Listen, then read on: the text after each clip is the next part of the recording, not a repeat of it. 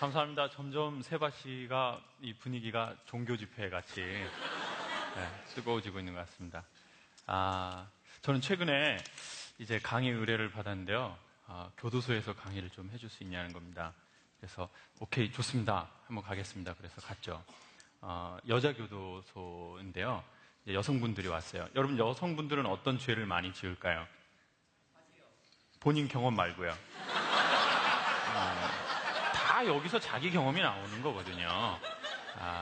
정답입니다. 여성분들이 가장 많이 짓는 죄는 30% 정도 사기범이랍니다. 주로 금융사기. 그래서 이제 그런 여성들을 뭐라고 부르나요? 꽃뱀. 근데 이제 거기서 또 세 부류로 나누는 게 예쁜 여성은 꽃뱀. 근데 안 예쁘면 구랭이라고 부르죠. 구랭이. 참 차별이 심해요. 세상 자체가. 어디를 가나 다 그런 거죠.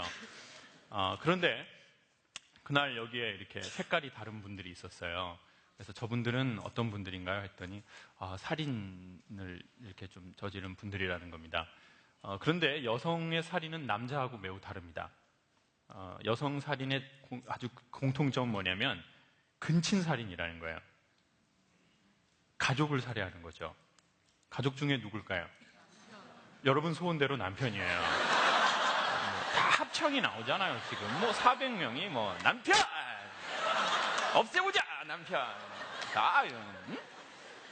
저는 오늘 오신 남성분들께 자나깨나 아내 조심을 말씀드리고 싶어요. 사실 교육 필요 없어요. 아내만 조심하면 됩니다. 그리고 아내랑 한 방에서 주무시는 건 매우 위험한 일이라고 생각합니다. 훅 갑니다. 그리고 아내가 해주시는 밥 덥석덥석 잡수시는 거 아니라는 말씀도 드리고 싶습니다. 저희 집도 아버지가 올해 이제 78 되셨어요. 어머니는 74. 제가 어렸을 적부터 엄마가 아버지를 뭐라고 부르나 봤더니 주로 여보, 누구 아빠, 당신 이런 단어를 전혀 안 쓰셔요. 어머니는 인간이라는 단어를 많이 쓰셨어요. 인간. 여러분 이게 얼마나 가슴 따뜻한 단어입니까? 인간적이다. 좋은 거잖아요. 근데 인간 앞에 뭐가 들어갈까요? 이 인간, 저 인간. 저는 아버지 이름이 저 인간인 줄 알았어요. 저 씨인가? 우리 아빠는. 이제 그러는 데에는 다 좀 사연이 있습니다. 모든 집에 사연이 있지만 저희 집에도 사연이 있습니다. 저희 아버지는 청각장애가 있으세요. 3급. 그래서 귀가 잘 안 들리셔요. 근데 아버지는 결국 세상과 소통이 안 되는 걸 매우 힘들어 하시더니 결국은 예술을 하시게 되셨어요. 그림 하셨죠? 저희 아버지가 이 그림을 많이 하셨어요. 이거 아시죠? 아버지는 동양화 하셨어요. 그 아주 유명한 작품으로는 우산 든 남자라는 작품이 있잖아요. 다 아시죠? 네. 아버지는 가난한 형편이지만 정기적으로 예술을 하셨어요. 그리고 이제 버신 돈을 사회에 환원하셨죠. 몇 프로 하셨을까요? 여러분 바람대로 100% 하셨어요. 그리고 무소유가 되셨죠. 그래서 이제 집에 와서 엄마하고 K1을 많이 하시더라고요. K1 빠 이런 거, 암바 이런 거 많이 하셨어요. 또 이제 다음날 엄마는 파트라슈 되시고 이렇게. 저는 좀 그래서 이런 집안에서 자랐어요. 밝은 사람 뒤에는 항상 검정색 커튼이 한 장 있답니다. 그래서 어쩌면 혹시나 제 이야기가 즐겁다면 제 뒤에 있는 커튼 때문에 색깔이 더 아마 밝아 보이는 게 아닌가. 대비가 있잖아요. 그런데 저희 아버지하고 어머니하고 이제 그런 관계였어서 저는 엄마한테는 항상 미안합니다. 왜냐하면 아버지에게 엄마가 맞을 때 저는 도망 다녔거든요. 그래서 이제 저는 아버지하고 사이가 안 좋아지게 돼 있어요. 그리고 이제 저희 아버지는 그 술을 안 잡수시면 전혀 말씀을 안 하세요. 근데 또 놀랍게도 술을 잡수시면 5시간 연속 말씀이 가능하시거든요. 근데 계속 업데이트 되는 건 아니고요. 이제 하신 말씀 또 하시고 또 하시고. 그래서 저는 아버지 때문에 술을 전혀 먹지 않습니다. 저희 누나 형 하나가 있는데 형은 매우 많은 상처를 받은 것 같아요. 이렇게 나쁜 술은 자기가 먹어서 없애버려야 되겠다는 거예요. 너무 나쁜 거니까 누군가 피해자가 생기기 전에 먹어서 없애려고 하는 거죠. 그래서 저는 이제 항상 아버지에 대해서는 약간의 트라우마가 있습니다. 그래서 저는 이제 권력을 갖고 있거나 권세가 있거나 돈이 많은 나이 많으신 어른들을 약간 무서워하는 성향이 있습니다. 그래서 아버지하고 사이가 안 좋은 게 사실은 사실입니다. 그래서 저를 소통 전문가라고 부르는 게 전 상당히 부담스럽습니다. 그냥 다음부터 저를 소개해 줄 때는 그냥 야매로 강의하시는 선생님이다 이렇게 했으면 좋겠습니다. 어차피 제 강의가 학문적인 내용은 아니거든요.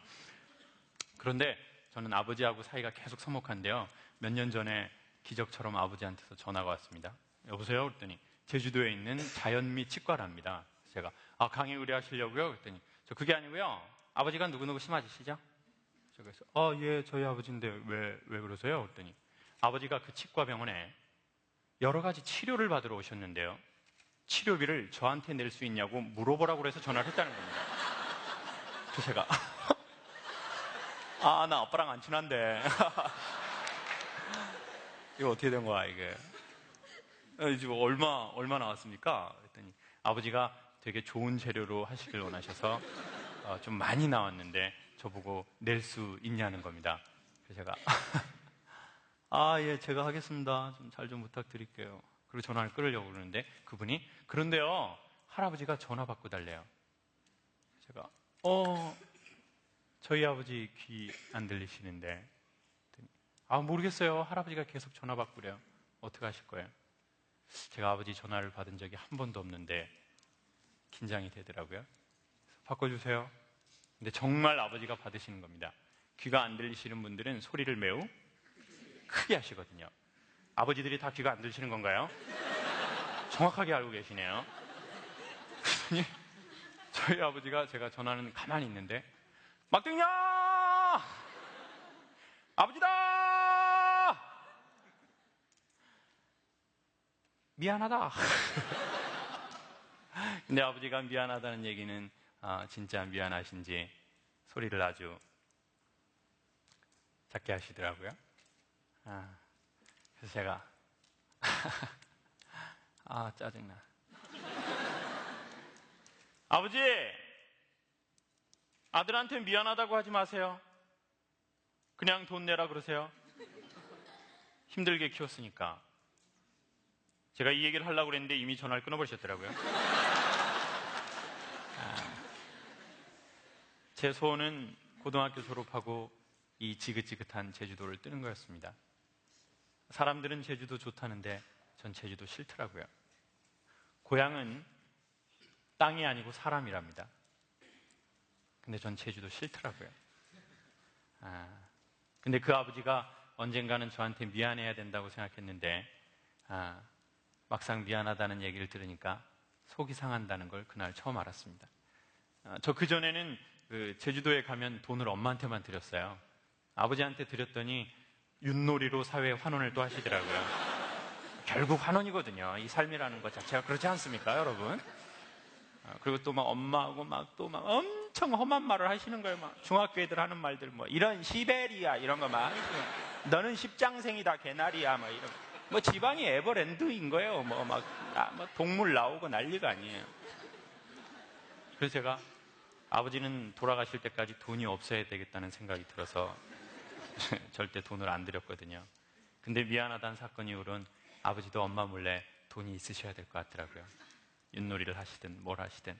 그래서 한 번, 두 번, 세 번 엄마 몰래 용돈을 드렸더니 아버지도 변하시는 거예요.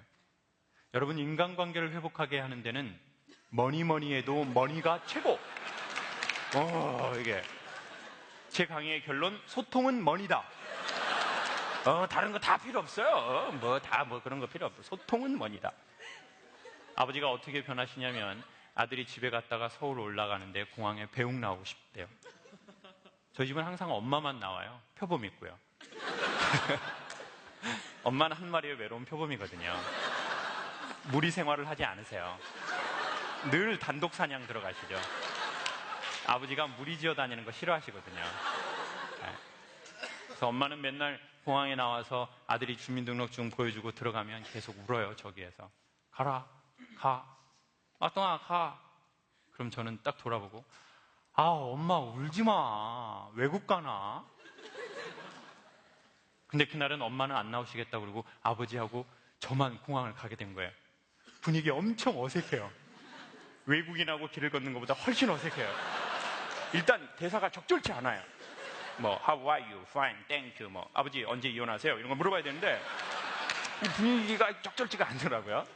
공항에 도착했는데 또 서로 아버지랑 저랑 어색해요. 그래가지고 돈 들이고 빨리 들어가 버려야지. 아버지, 엄마한테 얘기하지 마세요. 조금이에요. 그리고는 얼른 들어가 버렸어요. 별로 아버지랑 있는 게 좀 어색해서요. 그래서 이제 들어가고 이제 근데 돌아봐야 되나 생각이 드는 거예요. 아버지랑 저랑 눈이 마주치면 저희 아버지는 절대 우시는 분이 아니시고 다 큰 아들이 공항에서 주저앉아서 울 것 같더라고요. 그래서 제가 영화요 뭐예요 이거. 알겠습니다. 그리고 아버지 있는 쪽을 딱 돌아봤는데 아버지가 한 발자국도 안 움직이시고 돈을 세고 계시더라고요. 제가 신권 넣었거든요. 신권.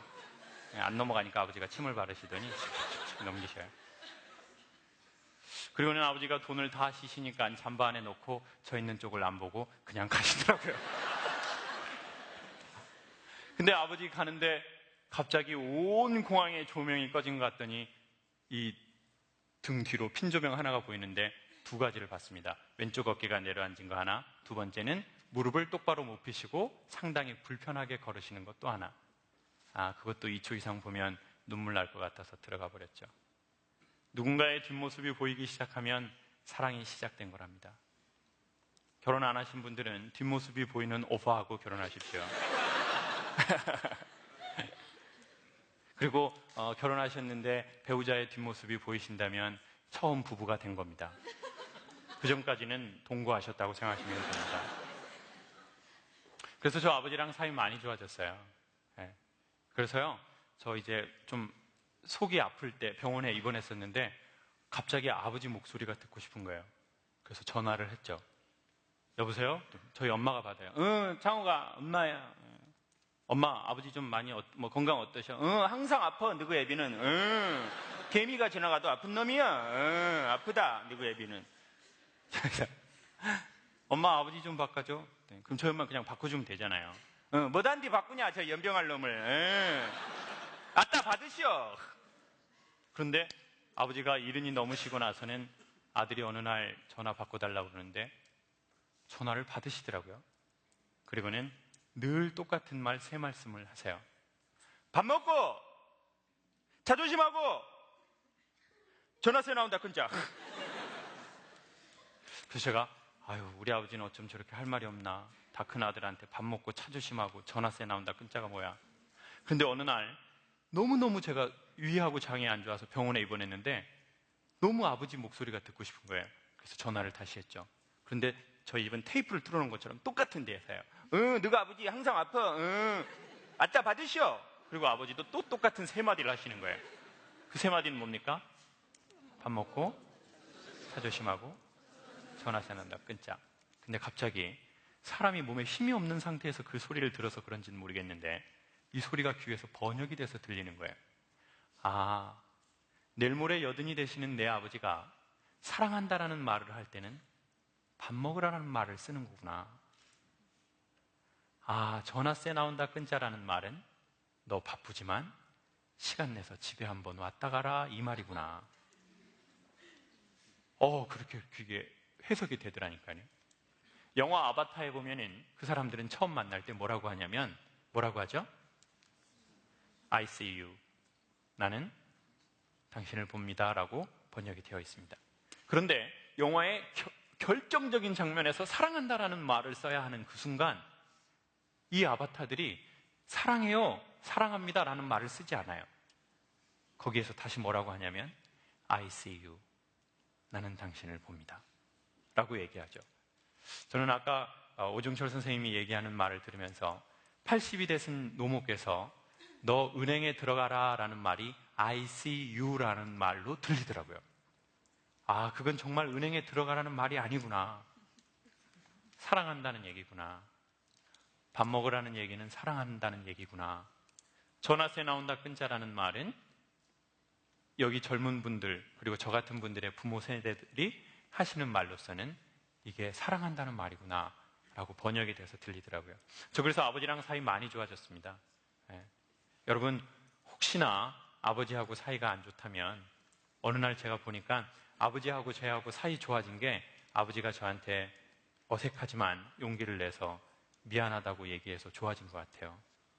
여러분, 봄이 오기 전에 오늘 이 이야기를 듣고 마음에 미안한 사람이 있으시면 그 사람들한테 미안하다고 한 번만 용기를 내서 얘기해 주십시오. 그리고 남한테는 너무 잘하는데 자기한테는 잘 안 하는 사람들이 있거든요.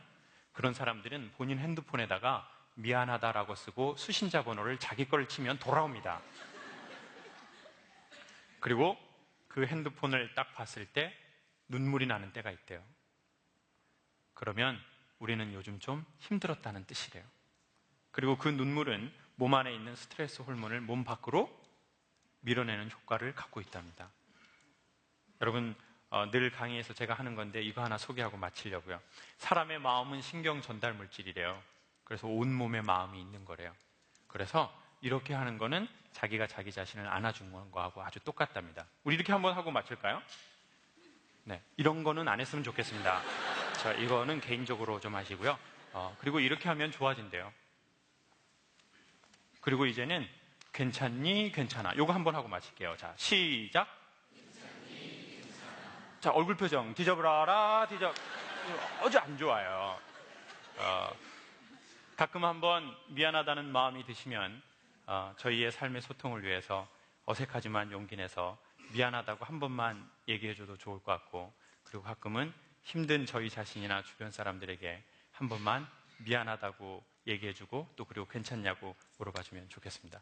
여러분, 조만간 봄이 올 겁니다. 좋은 봄에 건강하시고 행복하십시오. 고맙습니다.